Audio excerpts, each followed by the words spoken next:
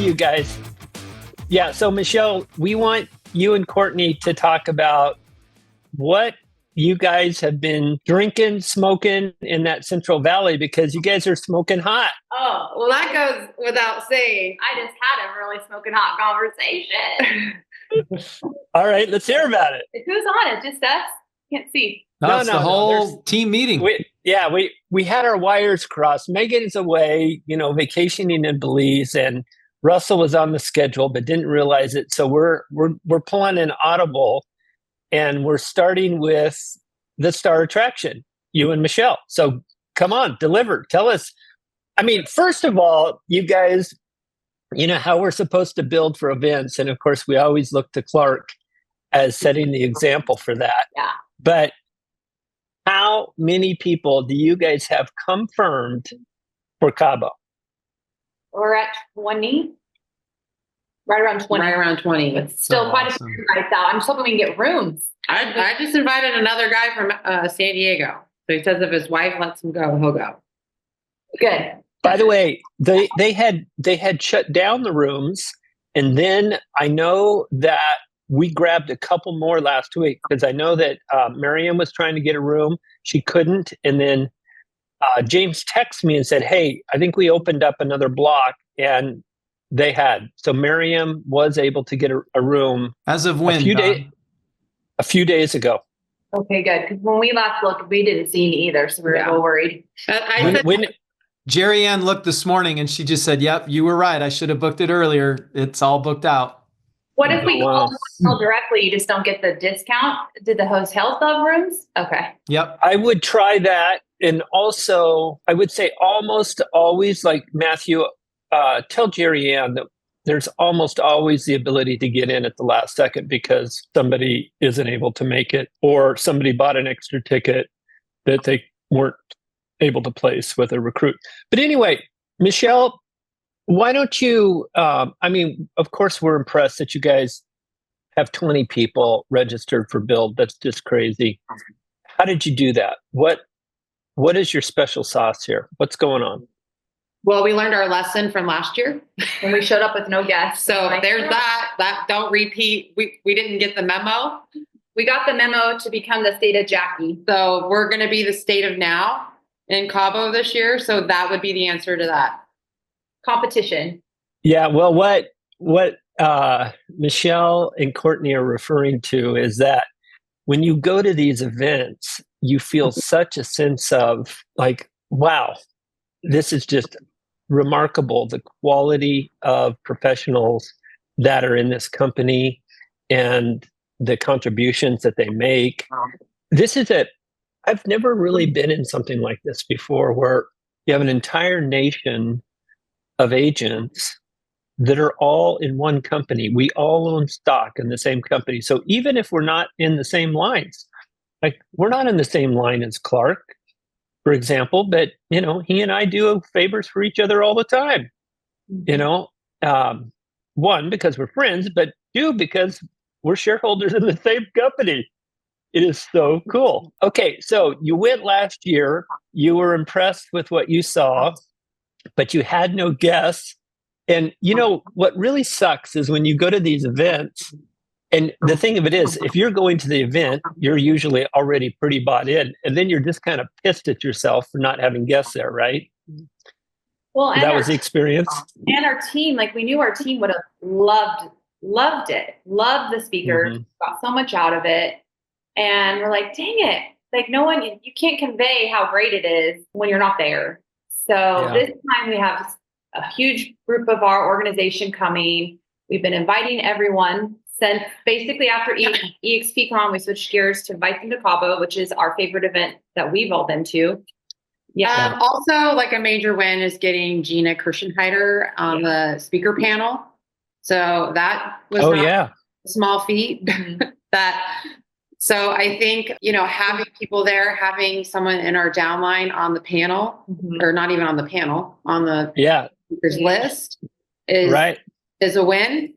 So we'll take it. Yeah. So, it's pretty amazing. Now, I will tell you, just so you are aware, Tom and I have had occasions where we've had a lot of guests at an event, and it's no small feat to stay connected with them while they're there. Correct. Okay.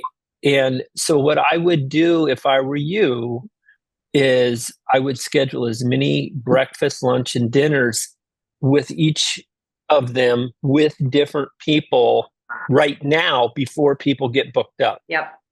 Okay. Because you got a lot on your plate.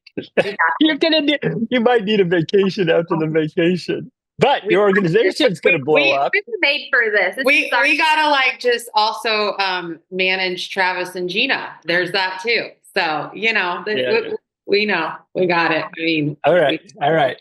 Okay. Hey, I don't think it's 20, but Russell and Amir, once you finish chewing your food, I think you raised your hand with you have a win to share. We'd love to hear it. Sorry, doing multitasking too. Now, one of my wins is 6 listings this year since January 1st. Just closed on my next flip, so it's exciting year already. So what's working for you? How are you getting 6 listings? Both all of them actually. It's two different sellers. One is selling five lots, and one is house. One is from cold calling, and others are past client. Okay. SOI is, as you know, is the best, right? So we have to maintain and cultivate our database. So that should bring the most number of transactions. Yeah, of course, it takes time to build the SOI, right? So that's the most difficult thing for newer agents. But once you build after years, then you should be able to cultivate this and just maintain. Because if you don't bring more clients to SOI, people move, people die, people change, their situation. So you just goes down instead of going up. And so the one that with multiple properties, was that from your SOI or cold calling? Yeah, that's but the house is we pitched USA Homebids. USA Homebids is currently the best tool to get listings. I mean, if you figure out you can pitch only 13-day listing, half commission, multiple offers, selling over market price, whatever the market price, and then at the same time you will generate 5 to 10 buyers leads or more. Awesome. Well, if people want to find out more about USA Homebids, why don't you put something in the chat, a link for them? Because I know that's a tremendous lead source. To Russell and myself, but I put a link. Okay. Anybody got it? Anybody come with an objection that they want us to tackle? Reva, I see you reaching for your phone. You have one? Oh, no. You know what? I was just going to tell you, I didn't know. It was a win. I'm bringing on a team of 6, possibly 8, and 3 of them signed up last week. Russ was helping me with that. So that's a big win to start out the year. That's the C21 group that I met with, isn't it? Yep. Congratulations. That's awesome. And thank you. We got 3 in so far, and 3 more to follow, hoping for 8. And I think, if I recall, at least 5 of those are cappers. Yes. Yeah, that is awesome. Also, seem like really good people too. Yeah, they are. The couple, I think they're going to be good builders. They're very interested in building, and they've done it before. Yeah, right. I remember they built their own brokerage. And do you have them committed for Cabo? Working on it, but I'm about 90% there. I think they're going to come. All right. Yeah. Yeah, that's a huge win. The main thing they're just trying to figure out is their kids. It's like, not right at spring break and they've got younger kids. So they're trying to figure that out. Otherwise, they will absolutely be there. Yeah. Well, they seem fantastic. And the fact that they've already built the brokerage and then those folks followed them to C21 is a pretty good indication that they could be fantastic builders. Yeah. Anybody? Yeah, absolutely. Anybody else have a win that they'd like to share? Well, Brent shared a win with me yesterday, and many of you may have seen the post on Facebook and Instagram. Spring Benson from Rio who has 32 agents in her real organization in her downline? No. 3,200 plus. 3,200. You said 32. What did I say? 3,200. She You came said over to 32. EXP. So that's a huge win for all of us to leverage, Yeah. A lot of these other copycat companies are not even profitable. So we can leverage that for sure. That's pretty cool. I didn't see it. Is this from Real? Real. Yeah. Very good. I mean, as you know, Real was doing a big when they started doing a big push. Then Epic was, and now of course LPT Realty. So I predict LPT Realty within 12 to 18 months we will see people coming back to EXP. Absolutely. Yeah, it's not difficult to come into the market copying another model and then tweaking it in some ways to appeal to a certain audience to get some traction. But actually scaling an organization into a profitable enterprise that provides value over a long period of time, that's no small feat. And EXP has done that. And we can all be grateful for aligning ourselves with them. I don't know. It's been interesting in regards to Spring. I actually had spoken with her before she joined Real. And of course, I was disappointed that she did at the time. To learn that she then went on to build 3,200 people is pretty crazy, and then leave.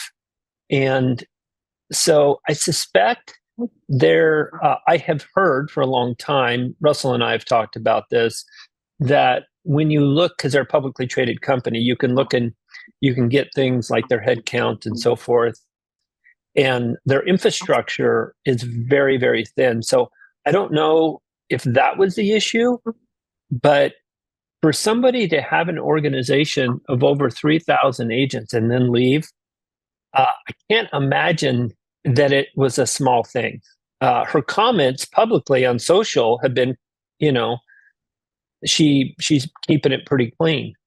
But it is interesting. I mean, I'm glad for us because obviously she's a massive talent with a big following. But I feel bad in a way for Real that's like 20% of their organization just lost their leader. But anyway, c'est la vie, I suppose. Okay, so back to objections. Does nobody have an objection that they want tackled? Isn't anybody struggling a little bit out there? Come on, Chris. I see you smiling. Have you been dialing? That's what Tom Daves would want to know. Chris Keys, take yourself off mute. Hi. Hi there. So where are you from? I'm from Fresno, California. Very nice. Okay. Yeah, just jumped on board. I'm fresh with EXP. I joined the Billy Lovewell team. Billy Lovewell is a big hitter up in the foothills of Central Valley. He's also a good friend of mine. So when he left the company that we were with, I asked him a few questions for a little while and decided to make the switch. So fantastic. We're happy to have you. Thank you. Yeah. And is there anything we can help you with today? What's your goal for 2025? More listings. Obviously, I need to focus on getting more listings. There was that one gentleman that said USA home list. I jotted that down, so I'm going to look into that and then get my database converted over into KV Core so that I can utilize that tool. I understand it's pretty powerful, and so I'm in the process of doing that. Yeah, and by the way, it's USA Home Bids. Home Biz? Okay. Bids. BIDS. Yeah, but I think he put the link in the chat for you. It is. Okay, cool. Yeah. And Chris, how many people do you have in your database? About 150.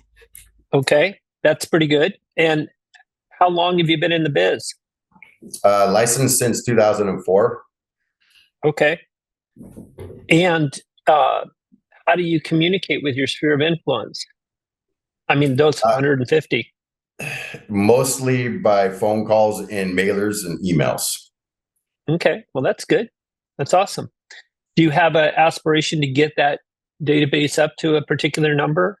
I'd like to increase it by 50% or 100%, from a 150 to 300. That's what we coach to, is that we coach the agents to get to 300 people for whom they are a real estate resource to become the realtor of choice. The theory being, if people are selling every 10 years, you've got 30 deals a year from your database.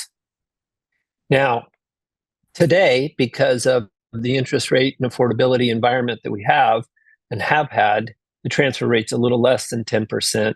But, 30 sales is only if they go homeless after they sell their home. So you could, I met somebody, by the way, the other day that maintained a database of 300 and did 110 deals a year. Wow. And almost all by referral. They were really big on client parties and obviously provide extraordinary service. Did not spend much on marketing, though. Really a pretty extraordinary story, and ended up, by the way, selling her practice. And I talked to the guy that bought it, and he paid over $1 million in referrals over 6 years for that practice. That's amazing. So you can build something really significant if you'll work on it there. And the reason why we like 300, just to give you another reason to build up to that level, is that in 90 days, if you call 5 a day and there's 60 working days in the quarter, you can talk to every single one of them. And speaking of that, a lot of people talk about an objection. They're like, I don't know what to say. I don't know what to say to my database. Well, it's super simple. Don't overcomplicate it. There's 3 things. Number 1 is, hey, how are you? Hey, Don, how are you? Great to see you, man. I saw that you were out on your mountain bike. How are things going? So number 1 is you just check in. How are you? So simple, right? We can all do that. Number 2 is invite them to some sort of an event, whether it's, hey, we're having an online Valentine's Day drawing, man. It's going to be pretty cool. Or, hey, we're having an investment event, or just invite them to something, right? So how are you? And then invite them to an event. And then the third, is there anything I can do to serve you? Anything you need at all to help you? And it doesn't even have to be real estate related. Do you need anything? And with those 3 things, you're adding value, you're checking in, and you're moving the ball forward with your database. By the way, Chris, that advice is coming from the number 1 agent in Keller Williams in the world 7 times. Sweet. All right, Amir, did you have another comment you wanted to add? Yeah, I started for my group and everybody. I will like to invite anybody who wants to improve their business this year. We have Mondays accountability meetings every Monday. Started early in March last year, and we have a good example. 2 agents never missed. They missed couple, 2 or 3. Kenny and Patrick. Patrick is not even my downline, but he is very active there. And then they all closed, like Kenny increased from his average of 8 transactions to 18. We have every Mondays at 10 o'clock, 10 to 11 accountability meetings. And we just started role play meetings on Tuesdays, 30 minutes only. So rapid fire, so come 30 minutes, just role play with the foreseeable owners, expired, canceled, maybe agent attraction, etc. So you guys, welcome to come. I can put a link here in the chat if you're interested. That's fantastic. By the way, I want you guys to hear that not only is Amir doing an accountability group, but he's inviting people that are not in his organization. That's what I'm talking about with this company being so unique. Super powerful. And that is, they say that if you have a gym buddy, you're much more likely to show up for your workout. And showing up on Zoom, whether, I know that Courtney has organized a calling session for her organization. So if you've got to show up for somebody, I think you got a better chance of making it happen. The key and it's also The key is consistency, like, so everybody can run a full marathon, but you have to train 3 to 5 times a week. And by end of 6 months or 9 months, you're running full marathon. And the same here. So everybody can make 250,000, 500,000 real estate business, but you have to do 3 to 5 times a week lead generation business development. Yeah. By the way, Chris, you were talking about wanting to get more listings. Amir, who's running that accountability group, I think he closed 71 deals last year and did several flips. And how many days travel did you have last year, Amir? My goal is 100. I did 100. 100 days of travel a year. It's doable if you set up your systems in place and be disciplined. So I don't watch Netflix unless I'm in an airplane and flying, so I can get a lot of hours of Netflix anyway. Right. So you set up your days and weeks, and you still, I'm still spending time with my family and kids and traveling with them, and training for Ironman races. So everything is doable. People say sky is the limit. Sky is not the limit. The limit is this behind myself. So mindset is the limit. You can put yourself as a mindset that you cannot run a marathon, but you could, assuming you have a healthy knees. You can put your mindset that you cannot make $250,000 in commission in real estate, $500,000. I have agents in my organization, they made over $1 million 2 years in a row. Alma did, right? GCI, 1 million. In order to make 1 million as a doctor attorneys, you have to be top doctor and attorney, assuming you went to school 15 years. So I think Alma did 76 transactions in the Bay Area, guys. So average sales price is pretty good. Also, East Bay, she is an animal, and with no assistant, right, Amir? I mean, correct. She has a TC and she has her husband. Husband. I have a feeling she probably.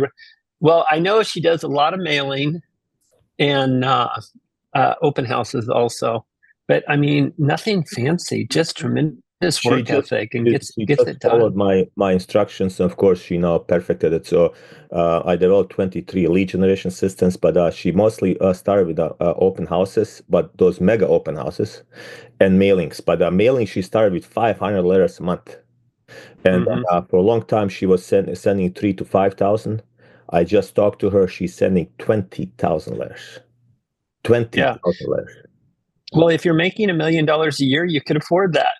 Yeah. By the way, it's a lot of people think it's $1 letter. No, if you pull a mailer's permit, you can send a letter for as low as 36 cents, half price.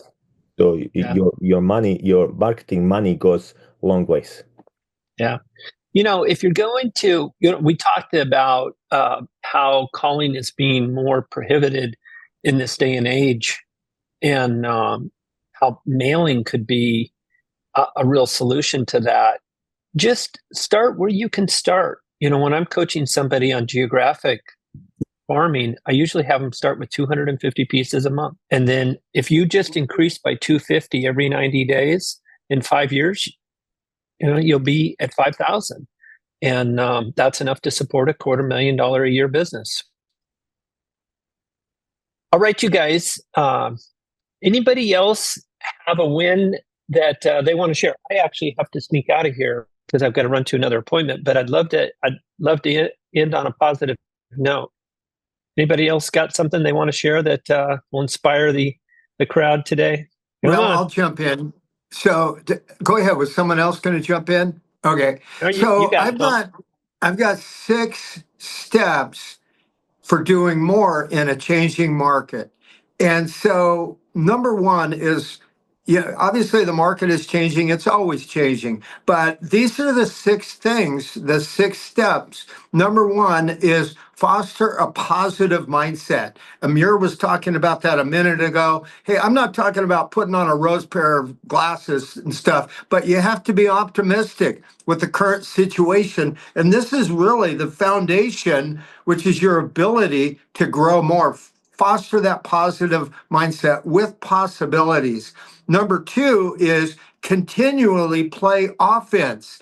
In a shifting market or any market, we really have to we have to continually play offense with lead generation and lead follow-up. Number 3 is listen more than ever. Listen to your clients, listen to the other agents, and really, really serve them and help them so you can also learn. Number 4 is live outside of your comfort zone. We need to push the envelope just a little bit and be a little bit scared. Get scared. Push yourself, right?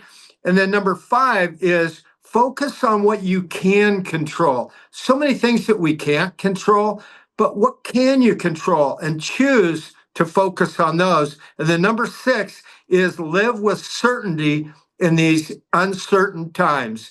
It's not fear-based, it's focused and it's certainty-based. So those are the 6 steps.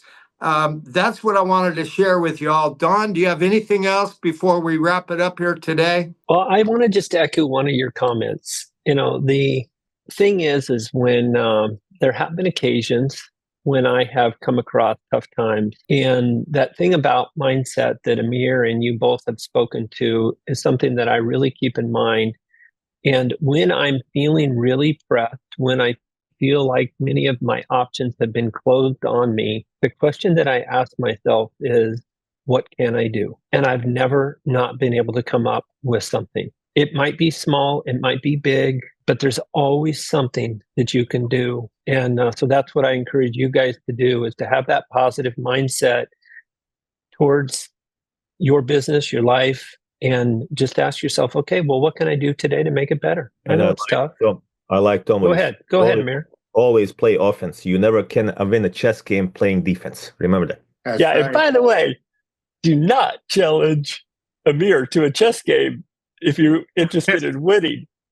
By the way, Amir, to close up, did you ever get to play chess with Glenn Sanford? Yeah, I played with him. I think I won 4-0, 5-0. When I saw him in Miami, I said, what happened? If I knew you're not going to play with me anymore, I would probably let you win few.